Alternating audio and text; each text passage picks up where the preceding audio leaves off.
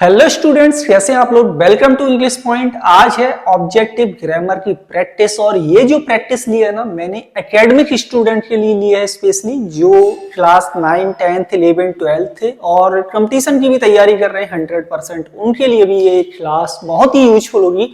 तो चलिए हम करते हैं क्लास को स्टार्ट। और यहां पर मिक्स्ड क्वेश्चंस हैं, आपको राइट आंसर टोटल जो स्कोर है ना वो लास्ट में बताना है कि आज की क्लास में टोटल स्कोर आपका कितना हुआ है। स्कोर बताना बहुत जरूरी है क्योंकि इससे आपको डेली जो आप एक्सरसाइज करते हो उसमें क्या इंप्रूवमेंट हो रहा है ये आपको पता चलता है। तो सबसे पहला सेंटेंस नंबर है 1।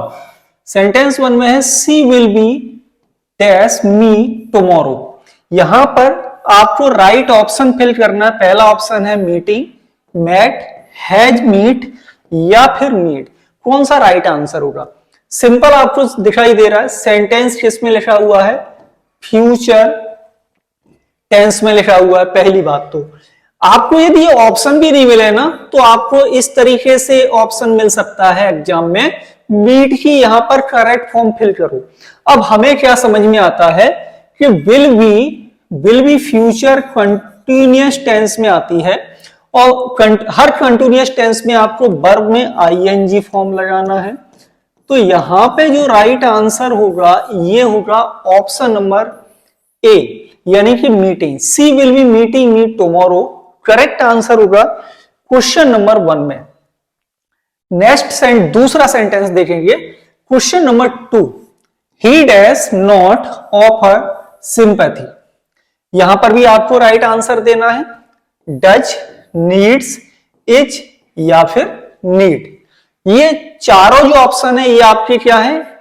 ये आपके एक मिनट, ये आपकी हेल्पिंग वर्ब है। क्या है? Helping verb. ठीक है।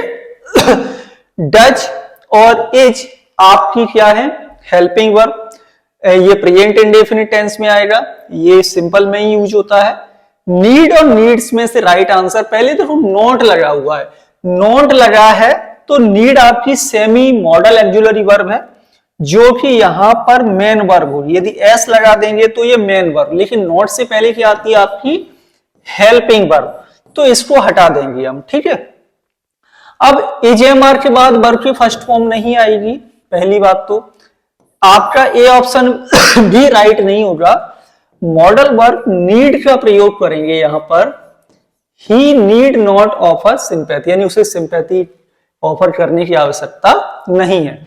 यह भी ध्यान रहे, नीड जब हम मॉडल वर्ब के रूप में सेंटेंस में प्रयोग करते हैं तो यह आपका सेंटेंस निगेटिव होना चाहिए। कैसा होना चाहिए?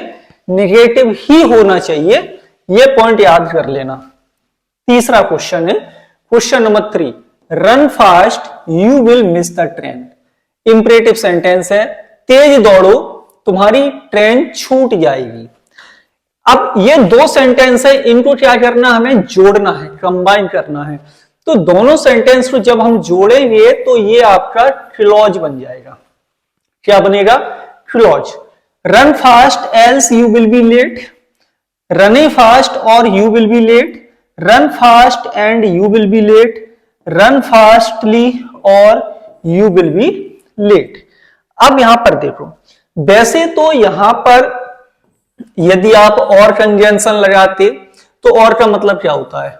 अथवा, है ना, या इनमें से, यानी चॉइस होती दो में से एक। लेकिन और का मीनिंग सेंटेंस में अदरवाइज से भी होता है। किससे भी होता है? अदरवाइज से भी होता है। लेकिन यहां पे फास्ट एडवर्ब है। फास्ट क्या है? एडवर्ब। फास्ट का एडवर्ब फास्टली नहीं होता। फास्ट एडजेक्टिव भी है, फास्ट एडवर्ब भी होता है। तो फास्टली नहीं होगा, इसलिए ये ऑप्शन नंबर डी यहां से हट गया। अब ऑप्शन बी राइट नहीं है। एंड कंजंक्शन भी नहीं आएगा। एल्स यहां पे राइट आंसर होगा। तो क्वेश्चन नंबर 3 का जो करेक्ट ऑप्शन होगा वो होगा option number a, run fast else you will be late. तेज दौड़ो अन्यथा तुम क्या हो जाओगे? लेट हो जाओगे। तो option number A question number 3 में होगा यहां पर करेक्ट। आगे बढ़ते सेंटेंस क्वेश्चन नंबर 4 है। ओके, करेक्टली स्पेल्ड वर्ड बताना है। कि यहां पर जो 4 वर्ड दिए गए हैं इनमें से कौन सी स्पेलिंग करेक्ट है। निगेटिव क्या बताना है, निगेटिव की correct spelling NAGATIVE, NIGETIVE, NEGETIVE, NEGATIVE। पहली बात तो इस वर्ड की बात करें तो जब भी वर्ड के अंत में IVE लगा होता है ना, तो याद रखेंगे तो ये आपका एडजेक्टिव होता है। क्या होगा, एडजेक्टिव। अब जो राइट आंसर होगा ये होगा आपका option number C, negative. NEGATIVE negative की करेक्ट स्पेलिंग होगी। एग्जाम में कई बार स्पेलिंग्स करेक्शन भी पूछ लिया जाता है और हर स्टेट में इस तरह के क्वेश्चंस आते हैं। माई cousin is climbing the tree, इसको आपको क्या बनाना है, पैसिव वॉइस बनाना है। ये एक्टिव वॉइस ऑलरेडी लिखा हुआ है, 4 ऑप्शन है। एग्जाम में ये ऑप्शन आपको कहो ना मिले, केवल इतना ही लिखा मिल जाएगा। अलग अलग स्टेट में अलग अलग तरीके से क्वेश्चंस पूछे जाते हैं, लेकिन क्वेश्चंस का लेवल यही होता है। My cousin is climbing the tree, right answer. Present continuous tense है, इसका पैसिव वॉइस क्या बनेगा, तो देखो यहां पर प्रेजेंट कंटिन्यूअस में इजएमआर आपकी आएगी ऑलरेडी, ठीक है। बी का बी जुड़ेगा और वर्ब की थर्ड फॉर्म, ये स्ट्रक्चर बनेगा आपका पैसिव वॉइस का प्रेजेंट कंटिन्यूअस टेंस में। अब इज बीइंग, ठीक है, ये नहीं होगा, हैज बीन नहीं होगा, हैड बीन नहीं होगा। जो राइट आंसर होगा ये होगा option number A, the tree is being climbed by my cousin. तो राइट आंसर क्या होगा, option number A, question number 5 में। नेक्स्ट है question number 6, every rose has a thorn, मतलब थॉर्न मतलब कांटा। तो प्रत्येक रोज में क्या होता है, कांटा होता है। इस सेंटेंस का सही निगेटिव बताना है। क्या बताना है, निगेटिव। अब ये देखो, ये सेंटेंस ट्रांसफॉर्मेशन है ना, यानी इसका मीनिंग भी नहीं बदलना चाहिए। There is no rose without a thorn, every does rose not have a thorn, every rose has not a thorn, या thorn does not have every rose. क्या होगा राइट आंसर, तो करेक्ट आंसर जो होगा सेंटेंस नंबर 6 में ये option number ए होगा। यानी कोई भी ऐसा गुलाब नहीं है जो बिना कांटे के हो। इसका मतलब क्या हुआ, इसका मतलब हुआ कि प्रत्येक रोज में कांटे होता है। ठीक, ऑप्शन राइट होगा, right answer option number A, question number 6 का।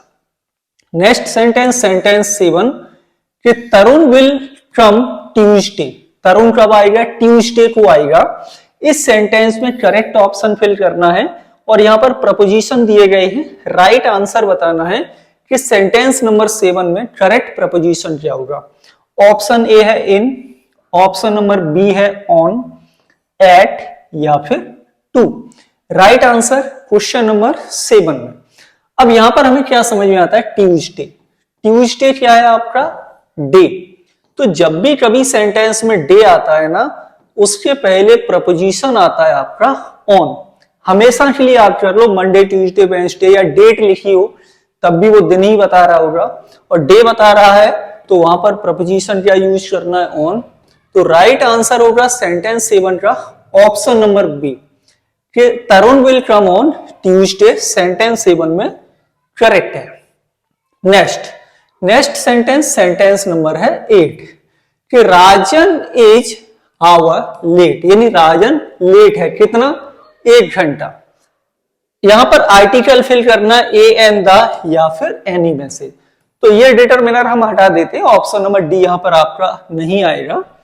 अब आवर में देखो एच आपका क्या है, एच साइलेंट होता है, ध्यान रखना। आवर का ब्रिटिश इंग्लिश में आर भी साइलेंट रहता है।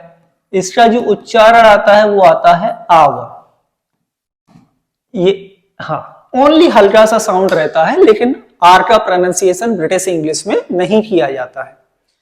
तो राइट आंसर क्या होगा, वॉवेल साउंड से आएगा, ऑप्शन आपका C, option number C right होगा। An hour late, Rajan is an hour late, correct option है सेंटेंस नंबर 8।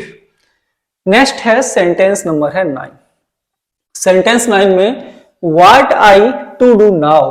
अब मैं क्या करूं, यहां पर ऑप्शन बनाना है इज, आर, ये गलत लिखा है, am and watch. Interrogative sentence और प्रेजेंट टेंस बनेगा। यहां पर आई के अनुसार जो राइट हेल्पिंग वर्ब यूज होगी वो होगी am. Option number C, what am I to do now. अब मुझको क्या करना है, करेक्ट आंसर है ऑप्शन नंबर सी, सेंटेंस 10 का। नेक्स्ट सेंटेंस, सेंटेंस नंबर है 10। 9 में 9 का था, आई डोंट लाइक कॉफी टी, यानी मुझे कॉफी पसंद नहीं है। अब कॉमा लगा, इसका ये क्लॉज बन गया, कोऑर्डिनेट क्लॉज बनेगा। चाय पसंद है, और का चॉइस होता है, या तो ये पसंद है या ये, लेकिन ये तो है ही नहीं तो और नहीं आएगा। एंड का मतलब होता है ये भी पसंद है ये भी पसंद है, सो यहां पे नहीं आएगा। Option number B right answer होगा, कॉन्ट्रेडिक्शन बताएगा ये, विरोधाभास। I don't like coffee but tea, sentence number 10 में हो जाएगा करेक्ट। तो ये हो गए आज की क्लास के टोटल 10 सेंटेंस। और आज की क्लास में आपको कौन सा क्वेश्चन आपको पसंद आया है या जो रूल समझ में आया वो आप लोग कमेंट के माध्यम से बता सकते हैं। अभी तक आप लोगों ने इंग्लिश पॉइंट का ऐप डाउनलोड नहीं किया हुआ हो तो इंग्लिश पॉइंट का ऐप डाउनलोड कर लें, और जो भी डाउट्स हो वो कमेंट के माध्यम से पूछ सकते हैं। मिलेंगे आप लोगों से अगली क्लास में। Thank you for watching.